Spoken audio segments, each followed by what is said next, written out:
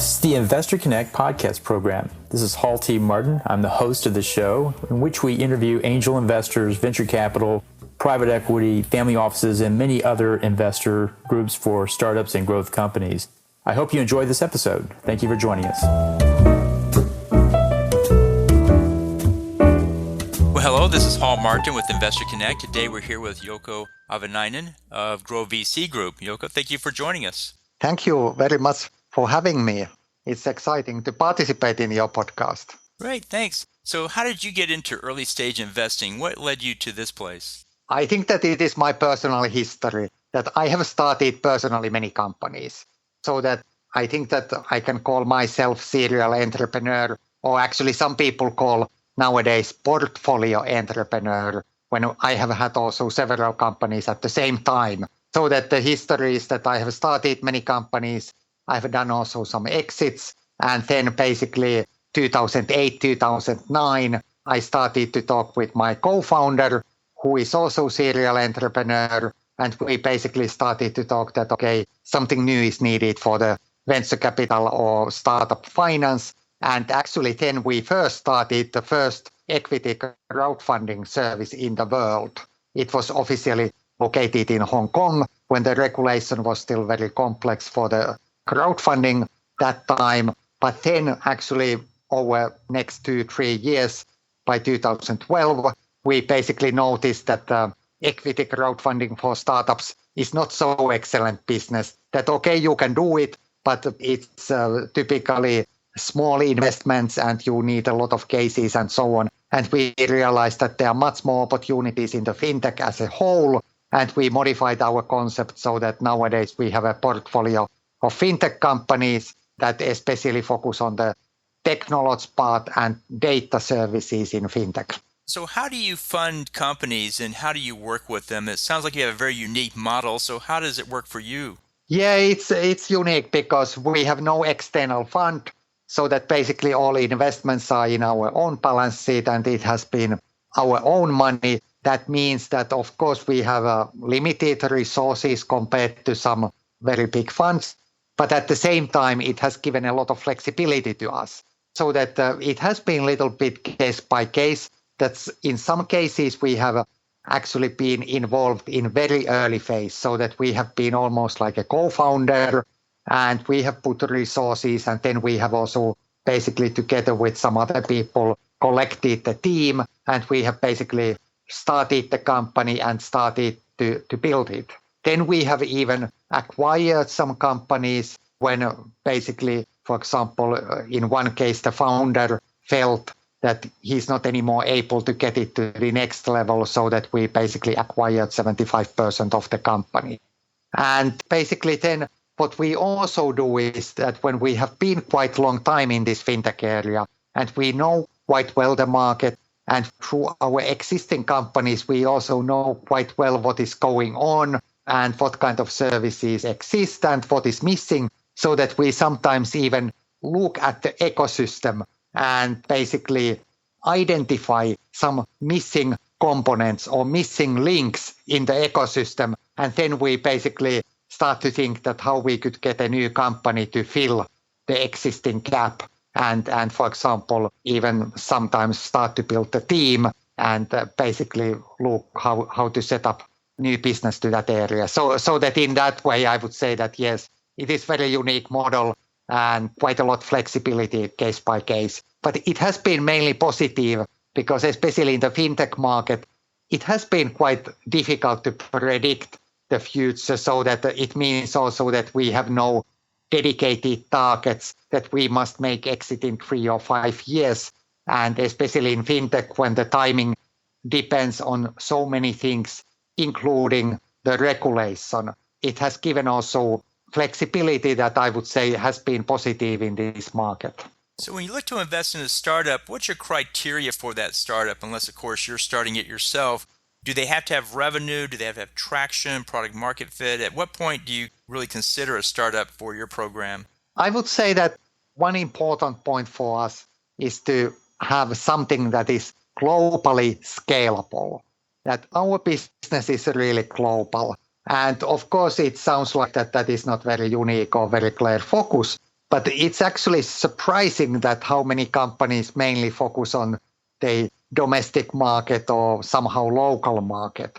And it's not only that what you target, but also how you make your model, what is your offering, and so on. So that just to give one example in fintech, that if you offer end user services, let's say consumer lending or online banking or whatever, typically those are very difficult to scale up globally because you need licenses in different countries, they are regulated in each country and so on. So that we focus more on, for example, on technology components, on data components that you can offer almost globally. So that's one part. Then nowadays, I would say that we also want to find something that is based on, could I say, quite unique competence and quite unique business position. So that, for example, I get a lot of ICO proposals nowadays, but I would say that 99.5% of them are not interesting, that they are quite a lot me too, that token to something and white paper about something, so that we expect, could I say, more that it is really based on the unique competence, but also that the business model has been really thought that it can fill, could I say, existing gap in the market. Well, you bring up a good point. There's new technologies coming into the fintech space, primarily from the blockchain.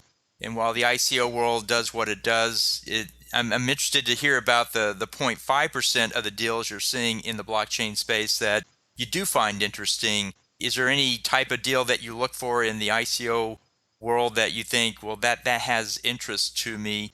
I know there's a lot of noise going on in that space right now, and so it's easy to discard the majority of it, but where's the pony in that world? Yeah, that's an excellent question. Actually, I said that 99.5 is not interesting, so 0.5 is interesting. but anyway, I actually just made one article about this, and what surprised me is that so many of these ICOs, they are really just a white paper to totally new business, and so much in a reality just to try to get funding for the startup. So when I would say that I see that the idea of the token is much more that how you can utilize it also for many existing proven businesses. So that if we talk, for example, about tokens, I would say that one area that I would like to see much more activities is, for example, real estate.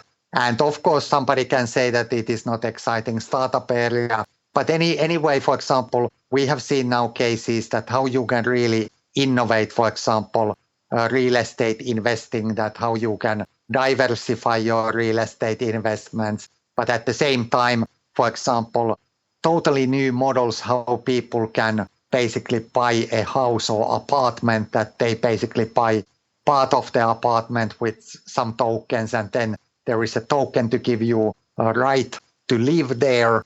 And then there are other investors, and it has also, for example, flexibility that you can increase and decrease your ownership, basically based if you need money or if you have extra money. So that I would say that sounds quite simple, but I would say quite useful solution for many people when anyway own your house or apartment is one of the biggest questions for most of the people. And if we then go to blockchain technology, I would say that one surprising part is that when people talk quite a lot about blockchain, but actually many people don't even know very basics how blockchain works, how there are different models to make the blockchain, how different models can be suitable for different kind of needs. So that, for example, proof of work is not necessarily very optimal for your utility token and that kind of basic things. So that I think that part of the problem at the moment is that I feel that tokenization, blockchain, and all these things are going to change significantly the whole finance industry, but not only finance, it can mean smart contracts. Real estate is one example that it can have impact on many areas. But at the moment, unfortunately, it is quite a lot noise and it's hard to see the real things. And then there are a lot of people who have no idea even what they are talking about. I think that LinkedIn is now full of ICO and blockchain consultants who even didn't know about blockchain a year ago. Well, in addition to the tokens... Sorry to be a little bit rude, but I think that this is a little bit the situation. Well, and that's true of any new industry. This is no different than the dot-com days of the 90s, where from 94 to 2001, it was irrational exuberance, and there was all this going on, and people were promoting their application as having eyeballs, and so much money came and went. It seems on this round, the SEC and the government or authorities are moving in more quickly to put controls on it and wipe it out. And in one sense, 40% of all ICOs in 2017 are already dead, and we're only one quarter into 2018. And so when there's a lot of money, there's a lot of activity, and not all of it's going to be productive. But the one thing that I find in the ICO world is that it always goes back to the fundamental technology of blockchain being disruptive and enabling a whole new set of technologies or applications in fintech, real estate, and other supply chain and other areas. And it's the blockchain enablement that it will have the long-term effect here. And real estate comes up often as being an ideal place for blockchain because all those transactions can be put on the blockchain in a ledger, and the tokens enable new monetization, new ways of getting liquidity, new ways of compensating the various players that come into it. And it's an ideal place whenever you buy a house, you must spend 2 hours signing your name on 100 different documents. Well, that screams of a need for something like the blockchain that can capture all that information into one place. And all those smart contracts can then enable a lot of those transactions because it's important to have that in one place. So I agree, real estate's a great place for it. What other applications do you think might be good first use cases in your area for blockchain? I at least would like to emphasize a couple of things. One is how to get the whole ecosystem to work. And what I mean with this is that when you make finance service, there are many components what you need. You must make KYC, that means that know your customer. You must make anti-money laundering check. And then you need reporting functions. You often need links to different kind of payment solutions and so on. These are simple examples, but to make really a finance service, it's a combination of many things. And I think that we are coming to the phase that also the blockchain-based services must fulfill the typical requirements of the finance ecosystems. And it's something that it's important from the regulatory point of view, but it's also that I think that sooner or later the end users also respect that it is well-functioning, reliable system. So, and it's not so expensive anymore. We are involved also in this kind of business that how you can easily, for example, use cloud-based finance back office so that you don't need to build something like traditional legacy banking IT nowadays. You can actually start it with a very reasonable cost, but it's very important to think also these aspects. Just to mention KYC again, that if you don't fulfill that kind of thing, sooner or later, you are in troubles with the regulators. As many banks can also tell, they have paid billions of fines when they haven't been careful with this kind of activities. And then with otherwise to utilize this distributed model, blockchain and different variations of that for many kind of purposes, so that I strongly believe that the whole internet is going to more distributed world when it has been quite centralized with many services. Finance has been one, but there are many other things. The same with data. Actually, the latest company in our portfolio is now the company that is basically building service where people can keep their own copy of all finance data. And then basically they can use their own data, let's say when they go to use wealth management or make online loan application. And similar applications I have seen in the US, for example, with healthcare data. So that I think that the data management and how people can control their own data is one of those areas where distributed models are coming very important. And it's also a little bit linked, for example, what's going on now in Europe with the data privacy regulation that basically put a lot of restrictions, but also guidelines how companies can have consumer data and how they need permission and how they can use it and so on. So that I believe that people are going to get more control on their own data, and all these Facebook cases, of course, accelerate this development. Well, certainly the blockchain enables a lot of that. It gives the user control back of their data. We get more security and privacy with our data because the data will be decentralized and not sitting in one place for someone to hack. And then the tokens enable new models for new products and new services and new business models to come up as well.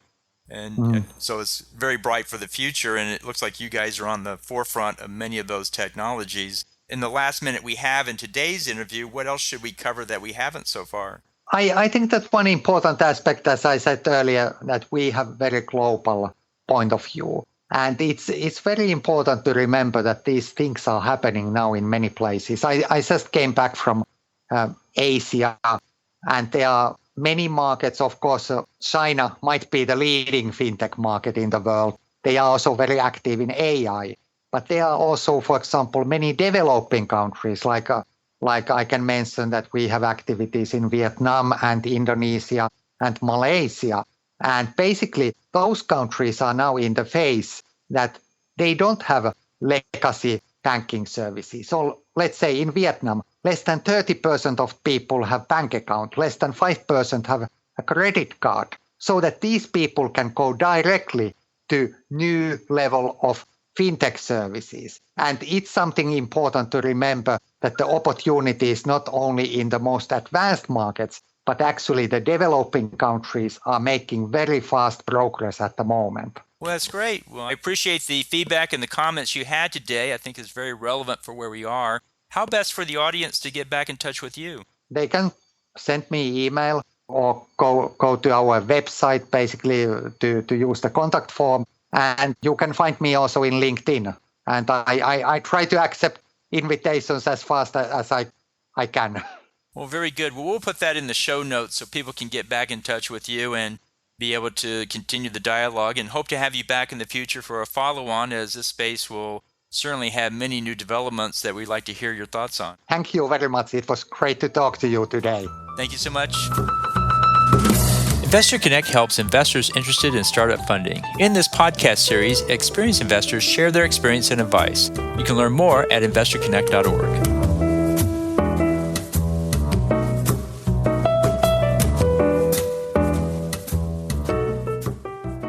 Paul T. Martin is the director of Investor Connect, which is a 501c3 nonprofit dedicated to the education of investors for early-stage funding. All opinions expressed by Hall and podcast guests are solely their own opinions and do not reflect the opinion of Investor Connect. This podcast is for informational purposes only and should not be relied upon as a basis for investment decisions.